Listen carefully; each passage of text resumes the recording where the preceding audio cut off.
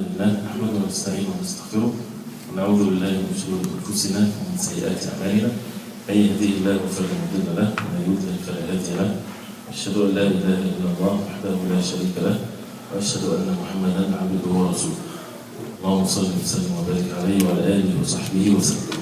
Ayah number 40 from Surah Al-Baqarah. Ayah number 40 from Surah Al-Baqarah.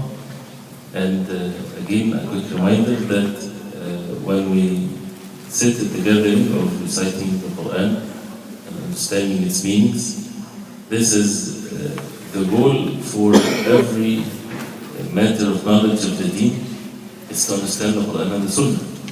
So when we talk about matters of Aqidah or matters of fiqh or manners or anything, right, we're basically trying to understand the Quran and the Sunnah of the Prophet ﷺ, but to be specific in subjects, so that we focus on one subject and the other. And that's why when we go directly to the Quran, there's nothing better than this. And all the ulum, all the sciences, all the different matters of knowledge serves this purpose. That's why the Quran has all means of knowledge. All branches of knowledge is in the Quran. If a person wants the best book in Aqidah, the Quran. The best book in anything, you would find it in the Quran, the guidelines, and then, of course, with the Quran will lead you to the Sunnah of the Prophet ﷺ and the fawaid and the benefits that the ulama mentioned in the explanations and the extractions of these great benefits that the people of knowledge would mention in the Tafseer of the Quran and the hadith of the Prophet ﷺ. From the ayah number 40, this is another section or set of verses that talks about Bani Israel, the children of Israel. And Israel is Yaqub alayhi salam. Did we mention this? Yes, we finished the 40, we have to go 41. Okay, so we need to do 41. So just reviewing what we said last time, that it's the beginning of set of verses that talks about Bani Israel. And there are a lot of verses in the Quran, Surah Al-Baqarah, especially that talks about Bani Israel. And we said the purpose of it, as the ulama they say, for two reasons. For them, directing the call to them, because the call here, Ya Bani Israel, O Bani Israel. So Allah subhanahu wa ta'ala is calling them. Because they are people of the book. They had previous books revealed to prophets before. So they deserve to be the first, or they should be the first, that will accept the message of the Prophet ﷺ, because it's the same message, it's the same chain from one messenger to the other. So they should be the first. And Allah subhanahu wa ta'ala will give them this da'wah, calling them and reminding them of the favors from Allah subhanahu wa ta'ala unto them, so that they would embrace Islam and follow the way of the Prophet ﷺ, which is the way of Musa alayhi salam, and the way of Isa alayhi salam, and the way of all the messengers of Allah. And if Musa alayhi salam was alive, he would have followed the Prophet alayhi salam. The other benefit is for us when we read the Quran, we need to follow what is the orders, what is mentioned. Right, so that we would relate to this and we would do what Allah subhanahu wa ta'ala praised them for. We would follow the ways that Allah subhanahu wa ta'ala praised them in something, and we would stay away from what Allah subhanahu wa ta'ala condemned them of. And it's the same thing, it's not just for them. If Allah subhanahu wa ta'ala condemned them, as we see in the verses of breaking the covenant of Allah subhanahu wa ta'ala, the punishment is mentioned, then it's the same way of Allah subhanahu wa ta'ala. If anyone of this ummah breaks the covenant of Allah subhanahu wa ta'ala, then the same punishment will apply. So this is a great benefit. So it's not just for Bani Israel, it's also for us to learn from these verses. So we took verse number 40, أعوذ بالله من الشيطان الرجيم يا بني إسرائيل اذكروا نعمتي التي أنعمت عليكم وأوفوا بعهدي أوفي بعهدكم وإياي فارهبون.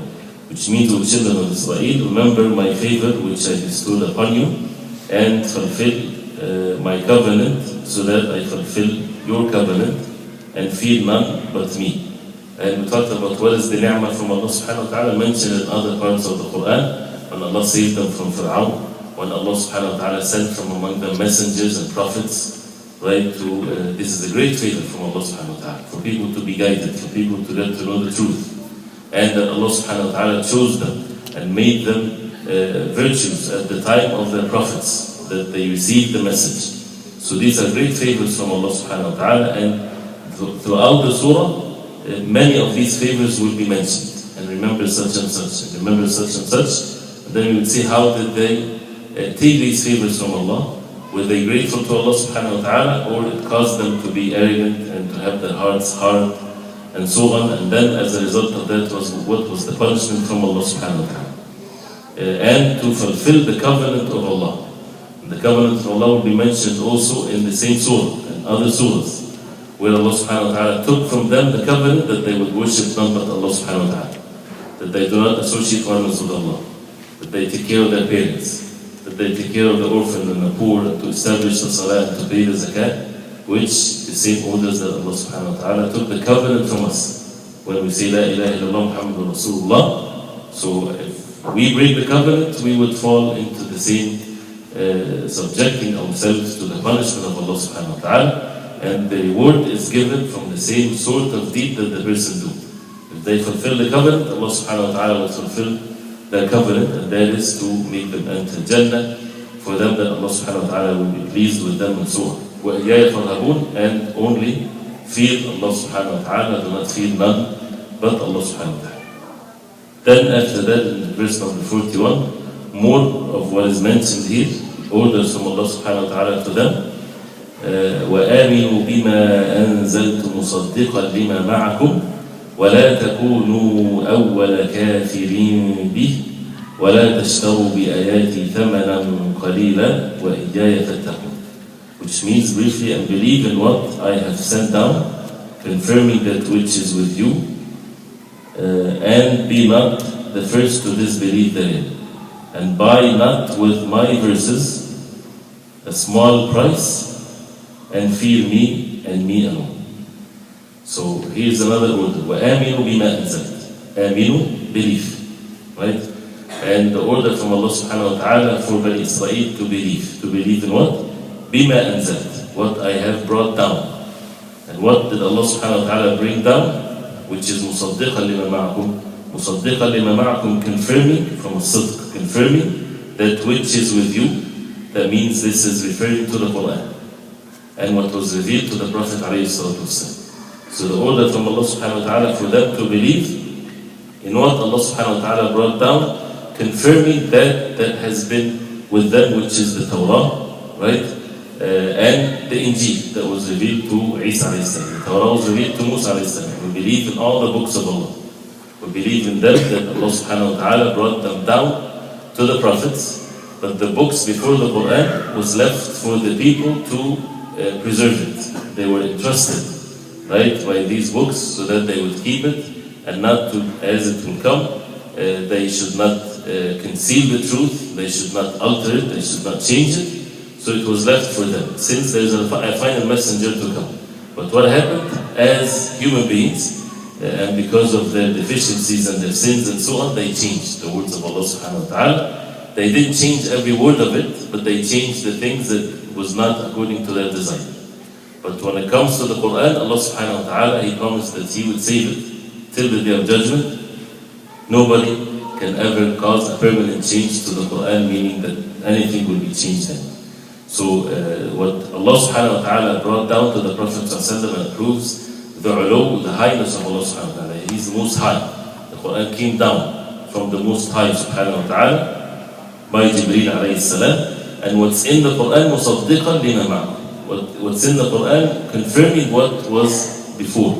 The same message, with difference of course in rulings and many things. And as they said that Hizb al-Mufassal, or from Qaf to the end, this is not in any previous book, right?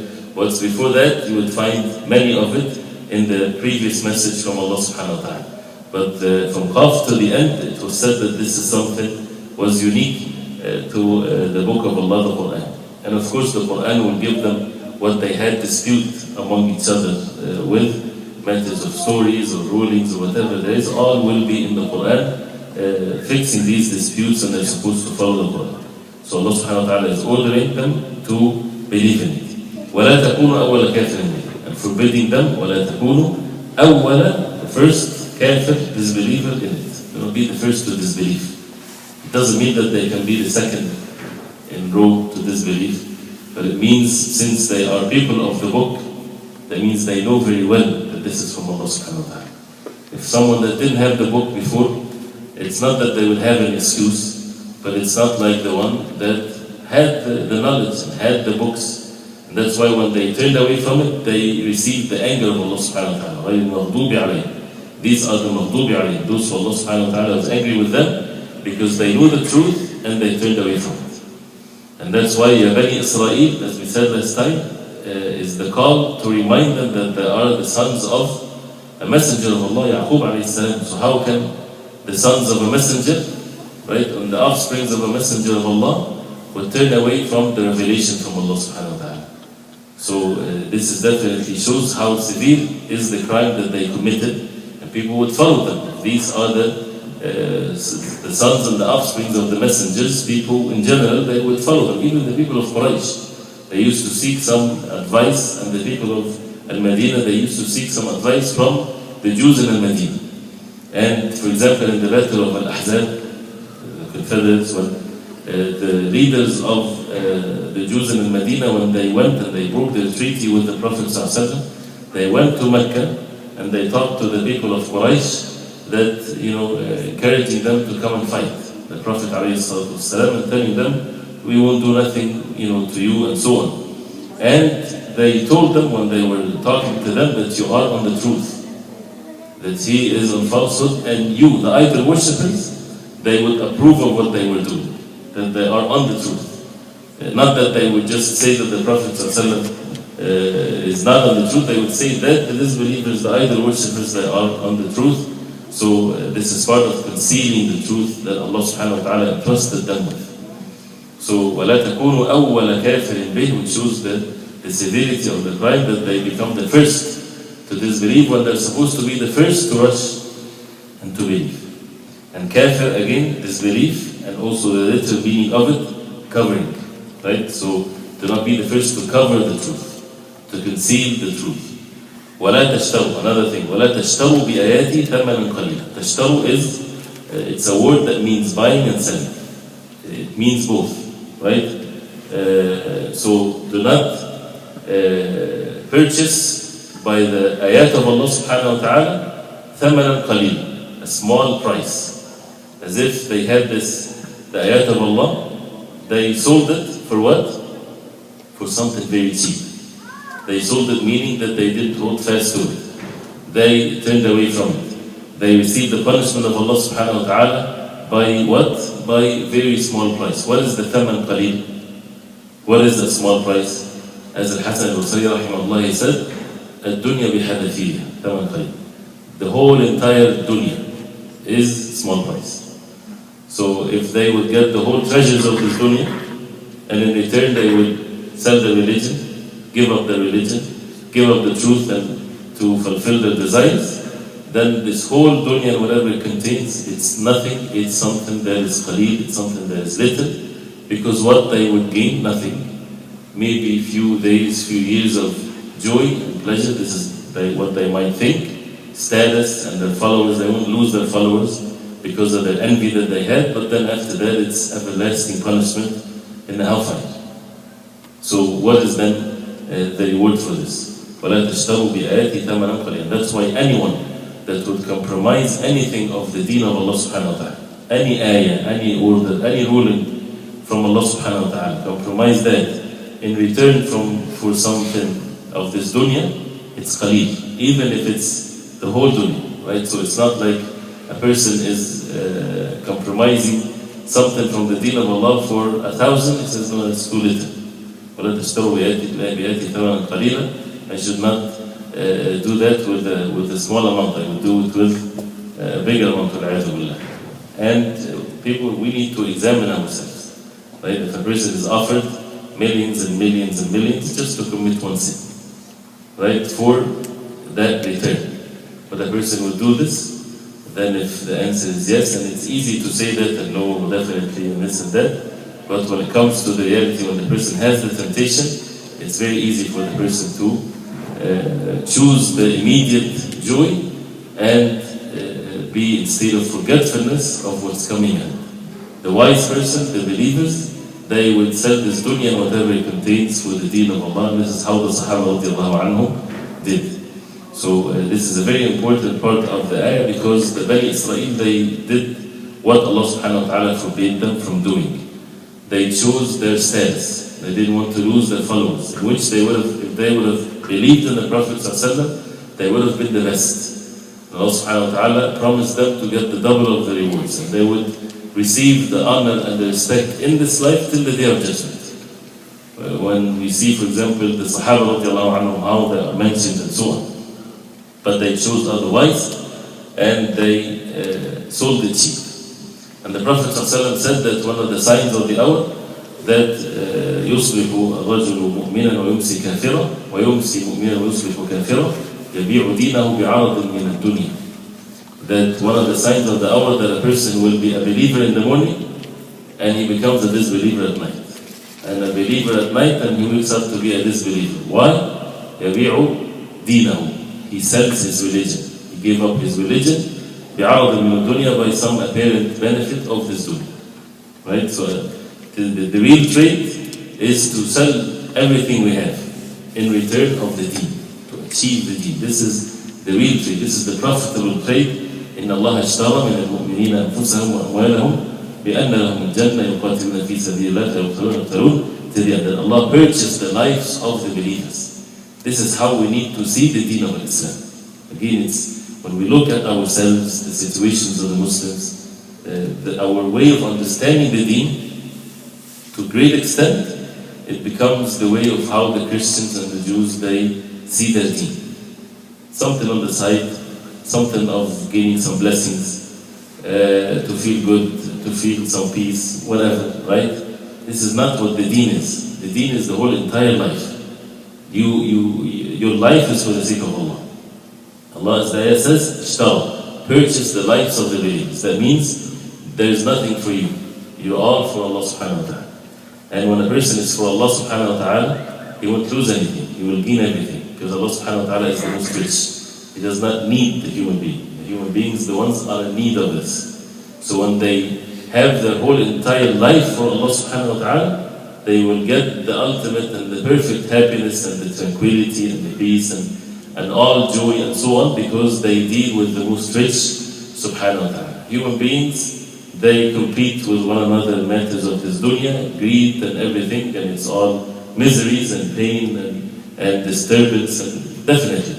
As Hassan al-Basri, he said, أَبَى اللَّهُ إِلَّا أَنْ يَذِلَّ مَنْ عَصَى, which means Allah subhanahu wa ta'ala refused unless He would humiliate those who disobey. Right? ذُلُّ الْمَعْصِيَةِ, the humility of the sin would never leave the person. Even if he looks otherwise, he would still be humiliated. The most honored ones on the face of earth, the ones that has the obedience of Allah. Even if they are physically don't look like this. When we mentioned the example of Yusuf alayhi salam, when he was put in prison, he had the honor and the dignity, right? And he refused to commit a sin, and he chose to be in prison than to be humiliated with disobedience of Allah subhanahu wa ta'ala. When he said, قَالَ رَبِّ السِّجْنُ أَحَبُّ إِلَيَّ مِمَّا يَدْعُونَنِ إِلَيْهِ, when he said, oh my Lord, a sijn, prison, is more beloved to me what they are calling me to do. This is the real dignity and honor, that nobody can control the hearts of anyone. That's why the believers, they should witness this, and we should witness this too. The real defeat in this life is when a person would be defeated in matters of the deen. The real calamity is the calamity of the deen. But someone killed, someone tortured, someone this or that, everybody will die anyway, right? The real success is when the person is steadfast at the last moment of his life, would never compromise anything of his deen whatsoever. And that's why the Quran changed the way that we think, changed the way that we perceive things. Otherwise, what's the benefit again of the Quran if we think that we know everything, right? The happiness of this life is not what people think. The happiness of this life is what the Quran says. So steadfastness on the deen of Islam, this is the goal, this is the way. Comes with it peace in this life or not, or whatever there is, it's irrelevant.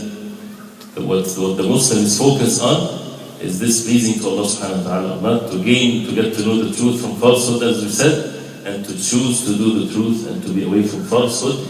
And it doesn't matter what the consequences of this. It doesn't really matter. And we will see how the dunya is of no value whatsoever. You see how many people are killed every day. There's no value, and death comes, people are moving and leaving, right? So to live with honor and dignity, rather than to live with humility and to be in state of forgetfulness. So, وَلَا تَشْتَرُوا بِآيَاتِ ثَمَنًا قَلِيلًا. And as the ulama, they mention in the explanation of this verse and others, that it's not permissible for a person to use the deen for some worldly gain, right? To use the deen for worldly gain. The deen should be for the sake of Allah subhanahu wa ta'ala alone, and should not for any worldly gain, sincerely done for the sake of Allah subhanahu wa ta'ala. وَإِيَّايَ فَاتَّقُونَ. And to me you should be or have taqwa, the fear of Allah, the obedience of Allah subhanahu wa ta'ala, to be dutiful to Allah subhanahu wa ta'ala. And you will see that the message of the messenger is like this. Nuh alayhi salam, what did he say to his people? أَنْ يَعْبُدُوا اللَّهَ وَاتَّقُوهُ وَأَطِيعُوا. Right? He said to his people three things, which is basically sums up the message of the messenger. أَنْ يَعْبُدُوا اللَّهَ وَاتَّقُوهُ وَأَطِيعُوا. Which means worship Allah subhanahu wa ta'ala alone. وَاتَّقُوهُ.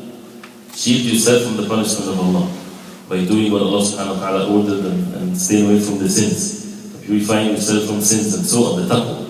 And وَأَطِيعُونَ, and obey me, obey the messenger of Allah. So the ibadah, and to have the fear of Allah, and to obey the messengers of Allah. وَإِيَّايَ فَاتَّقُونَ. And when you think, when a person reads this, how beautiful are these orders from Allah subhanahu wa ta'ala. The person is away from any effect of any circumstances and so on. When you read it, you will see the nature of the human being would love these things. It's so beautiful. What is more beautiful than to remember the favors of Allah? What is more beautiful than fulfilling the covenants of Allah? And to fear Allah subhanahu wa ta'ala alone. And to believe in what Allah subhanahu wa ta'ala revealed. And to not disbelieve. And to not choose this world over what Allah subhanahu wa ta'ala ordered. And to have the obedience of Allah. This is definitely the truth. Right? So what's left is for the person to choose to be strong on the truth and to seek help from Allah subhanahu wa ta'ala. And then after that, another warning and forbidding them in the next verse, وَلَا تَلْبِسُوا الْحَقَّ بِالْبَاطِلِ وَتَكْتُمُوا الْحَقَّ وَأَنْتُمْ تَعْلَمُونَ وَأَقِيمُوا الصَّلَاةَ وَآتُوا الزَّكَاةَ وَارْكَعُوا مَعَ الرَّاكِعِينَ. وَلَا تَلْبِسُوا الْحَقَّ بِالْبَاطِلِ, which means, and mix not truth with falsehood, nor conceal the truth. While you know, while you not conceal the truth, while you know. In the next verse, وَأَقِيمُوا الصَّلَاةَ وَآتُوا الزَّكَاةَ وَارْكَعُوا مَعَ الرَّاكِعِينَ, and perform as-salah and give zakah and bow down along with the raki'in, make ruku' along with the raki'in. So وَلَا تَلْبِسُوا الْحَقَّ بِالْبَاطِلِ. تلبسوا means, they say, mix not truth with falsehood. تلبسوا or al-libas or لبس الشيء, which means that you put it on top of something that it doesn't leave it. Mixing is one of the meanings. The same thing, وَلِبَاسُ التَّقْوَى ذَلِكَ خَيْرٌ يَا بَنِي آدَمَ خُذُوا زِينَتَكُمْ عِنْدَ كُلِّ مَسْجِدٍ وَكُلُوا وَاشْرَبُوا وَلَا تُسْرِفُوا إِنَّ اللَّهَ لا يحب المسرفين. إن أنزلنا عليكم لباسا يواري سوآتكم وريشا. يا بني آدم إن أنزلنا عليكم لباسا يواري سوآتكم وريشا. لباسا meaning that Allah brought down to you the clothing, basically, that covers the human being, that stays with you as long as you have it. So وَلَا تَلْبِسُوا الْحَقَّ بِالْبَاطِلِ. The haqq is the truth. So you cover the truth as if you're putting some garment on it with falsehood, right? So when people see it, they would see that it has some truth in it, and the falsehood is in the midst of it. They won't get the taste of falsehood. And that's why there is no way on the face of earth that pure falsehood, for the most part, people would take it. People would not take pure falsehood. Because human beings, they have the fitrah still, to some extent, right? If somebody comes and say, we're going to kill everybody, right? Everybody will be killed. People would say this is so evil. But they have to put some truth in it. We'll kill those who are evil, right? And this person that is saying that, he's the most evil, right? But what he's saying in such a way that people would say, yes, true. We have to kill those who are, whatever that is. The same thing. People stealing, they would give it other names. People drinking, they would call it spirits. Always they have to put some things so that the falsehood is not pure one. It will have some truth in it. And that's why when we think of falsehood, it is not necessarily pure 100% falsehood. So if falsehood has some truth in it, it doesn't mean that it's a good thing. No, it's falsehood, because this is how falsehood is. Right? This is what the disbelievers did. وَلَا تَلْبِسُوا الْحَقَّ بِالْبَاطِلِ. This is one crime. Do not mix the truth with falsehood. You have to separate the truth from the falsehood, because this is one of the goals of the Quran. The Quran is called Al-Furqan. Al-Furqan is the criterion that separates the truth from the falsehood. Without the Quran, we are deceived. We cannot figure it out. Human beings are deceived. They watch television, they read books, they look at each other, right? They're confused. The only way that gets you out of this fitan is to go to the Quran and read the Quran. You will find the matter so clear. Right? So clear, even if you really, this is how the situation is. Yes, this is what Allah subhanahu wa ta'ala says. You submit yourself to what Allah subhanahu wa ta'ala says. So this is the benefits of the Quran. What did they do? They mixed the truth with falsehood.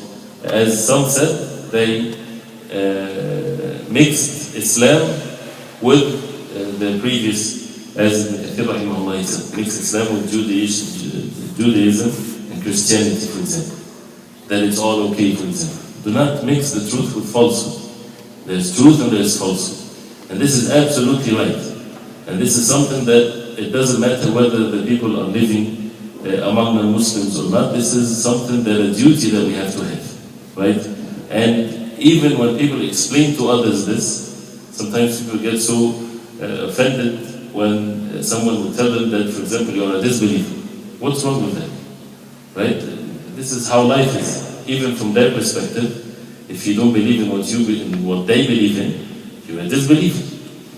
What matters is if you're living with people and you have neighbors and so on and so forth, it's how to treat them and how to deal with them according to the deen. But as far as matters of belief, the matter should be very clear. And we should not deceive ourselves or deceive others or deceive the Muslims. The truth is one. The truth cannot be two opposite things. Otherwise we would be among those who conceal the truth or mix the truth with falsehood. We need to convey that in a nice way, in a decent way.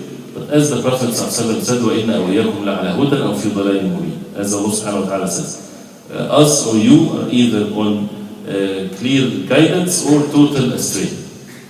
But both cannot be the truth, on the truth. وَلَا تَلْبِسُوا الْحَقَّ بِالْبَاطِلِ. And another crime, وَتَكْتُمُوا الْحَقَّ وَأَنْتُمْ تَعْلَمُونَ. Another crime is to conceal the truth.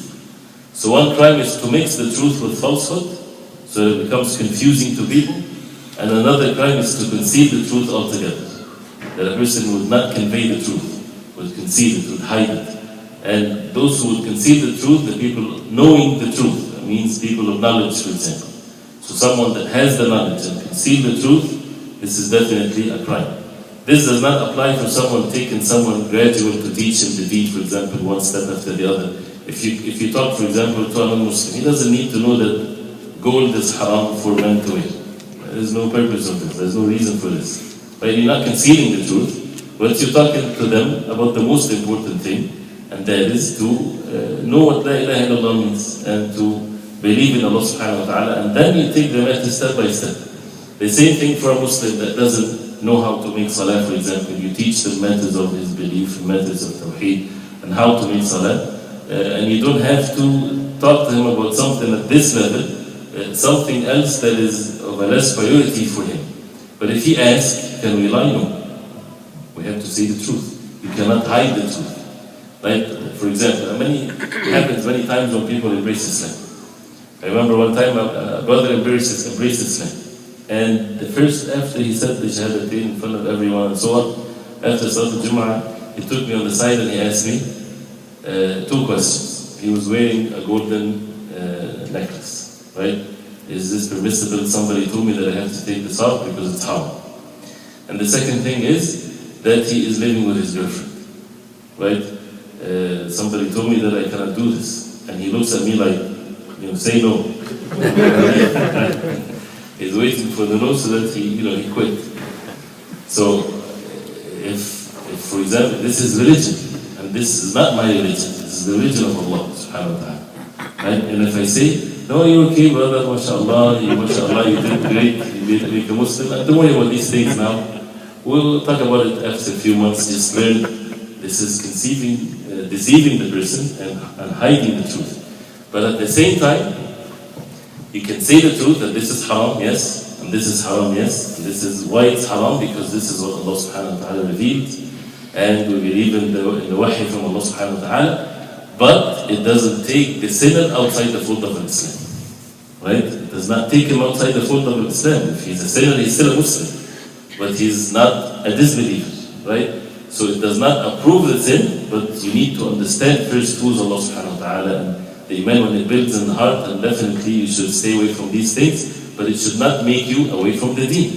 And this is the thing that always, it's a bothersome.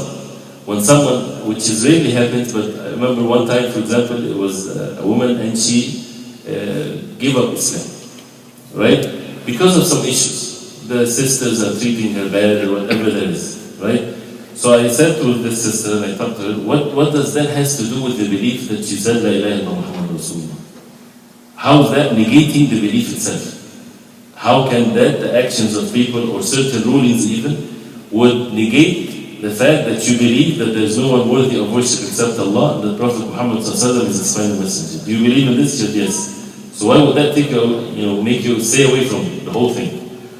This is, of course, ways of shaitan, but we have to be careful with these things so that people do not run away from the deen because of an action or because of this. Of course, we can be responsible for that, and the Prophet ﷺ said, "Inna minkum munafirin," among you are those who are repellent, and make people run away from the deen. So we're responsible for that, of course, but the point is we have to stress the meanings of belief. And what does the aqidah mean, and what's the tawheed of Allah subhanahu wa ta'ala. And once this submission and the iman is there, then everything else becomes easy after that. And as Aisha radiallahu anha, she said that the Prophet ﷺ with the forbidden of alcohol or khamr was first, nobody would have listened to it, right? But then when it came the order from Allah subhanahu wa ta'ala, they spilled it and they broke it.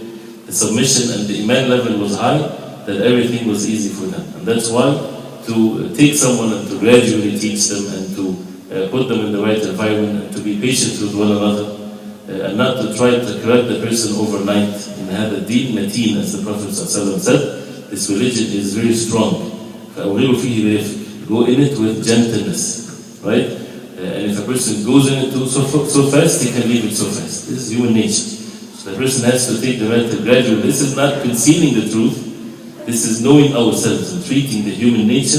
This is the deen of Islam. Prophet ﷺ said to Mu'adh radiallahu anhu that you go to the people of the book, فَلْيَكُنْ أَوَّلْ مَا تَدْعُوهُمْ إِلَيْهِ شَهَادَةَ أَنْ لَا إِلَهَ إِلَّا اللَّهُ مُحَمَّدٌ رَسُولُ اللَّهِ. The first thing that you call them to is La ilaha illallah Muhammadur Rasulullah. If they obey you in this, then inform them that Allah subhanahu wa ta'ala ordered them to establish the 5 daily salat and so on. So this is the way, as the Prophet ﷺ taught Mu'adh radiallahu anhu. And this is even for us, if we have a sin that we are committing and we're still committing it. The problem is not just knowing the sin or the sin itself. This is a sign there's some deficiency in our tawheed, that a person has to fix this, right? A deficiency in our iman. So to cure the disease in the heart, that would make it so easy after that for the person to stay away from this. So, لبس الحق بالباطل, to mix the truth with falsehood, and there are many examples of this. وَتَكْتُمُ الْحَقَّ وَأَنْتُمْ تَعْلَمُونَ, and concealing the truth while you know. And then وَأَقِيمُوا الصَّلَاةَ, and establish the salah. And add to zakah. This is for them, to follow the Prophet ﷺ and to establish the salah. And also before the Prophet ﷺ there was salah. Salah is not a new thing.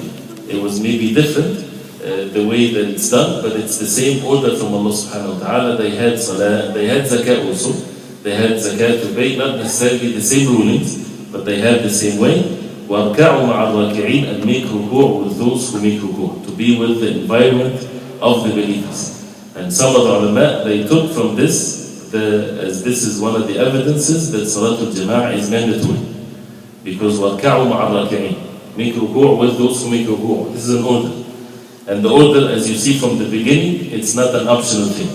It's not for recommended acts. It's all for obligatory acts. So وَارْكَعُوا مَعَ الرَّاكِعِينَ. Not just make ruku', make ruku' with those who make ruku', that means in jama'ah. And of course there are evidences in the sunnah of the Prophet ﷺ that are made.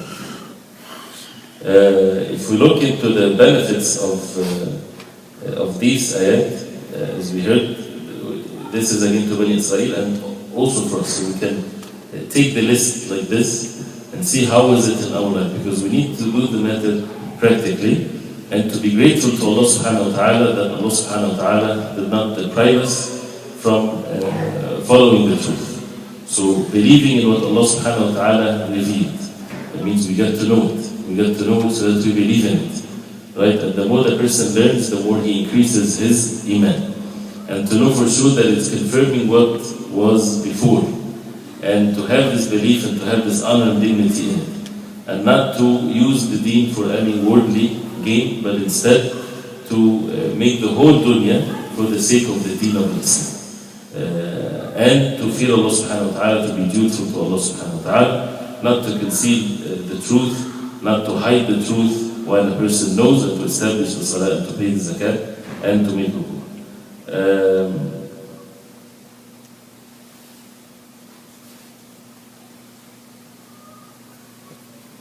As we said, and this is, there is only haqq and there is only batil. And this is one of the subjects that we said before that we need to pay attention while we're reciting the Quran. While you're reciting at all times, try to find the truth and the falsehood. This is truth. This is falsehood. This is truth. Like this. You can write a list. You would find the truth, and the opposite of it is falsehood. Right? And it becomes very clear. Right? So this is something that is an order from Allah subhanahu wa ta'ala, because there is nothing but truth and falsehood. And we have to check it ourselves. We're either doing the truth, or either we're doing the falsehood. Even in matters of differences of opinions. There's an issue, and you ask more than one, and someone tells you it's permissible, and someone says it's not permissible. If it's like this, opposite opinions, that means the truth is one only. The truth cannot be that both are correct. The truth cannot be that this is halal and haram at the same time. It doesn't work this way. It's either halal or haram. So then how to know about this? Things will be clear in the day of judgment, right? But the concern in our heart should be, for the truth is only one. So what is my concern? That I will do my best. That means I might be doing haram now, right? So we have to do our best to ask the ones that we trust their knowledge and religion to take the matter serious. If someone, that a matter of life and death, and one doctor says you have to do surgery, otherwise you will die by the will of Allah. Someone else says, no, it's okay, you're okay. No, not even medicine, you're fine. So someone is saying you're going to die, and someone says that you're fine, you just go for vacation and nothing wrong with you. You won't go home and relax. Or you won't say, I like this guy. Inshallah, his words is very comforting. Then you take the matter serious, and you would ask, and you would go to the best doctors. And if the best doctors would say that you have to do the surgery, which is more pain and more money and so on, you would listen to them and not to listen to the one that tells you relax and enjoy your life and things like this. People, and this is how Allah subhanahu wa ta'ala created us, so that nobody would have an excuse. The deen is more important than this, right? So we should not take the matter lightly. Somebody told me that it's halal, I'm done. He can just deal with it in front of Allah subhanahu wa ta'ala. As far as me, I'm done with my responsibility, as they say in Arabic, ضَعَ فِي رَقَبَةِ عَالَمٍ, right? Which means put it in the neck of the alim and you're safe. You just put it on his neck and then you run away with whatever he tells you. No, the alim, yes, can be the bridge for people to cross on top of him when he falls into the hellfire, but at the same time they are responsible. They're not supposed to follow their desires, they're supposed to have this sincerity in their hearts, that if whatever the verdict is, I'm willing to do it. If this is what Allah subhanahu wa ta'ala wants. Not that the goal is, what is the easiest way? What is the leeway for me? No, the matter should be what Allah subhanahu wa ta'ala really wants from us. What is the truth in the matter? Even if it's against our desires and so on and so forth. So we ask Allah subhanahu wa ta'ala to make us comprehend the deen and to protect us from all means of evil. Any questions?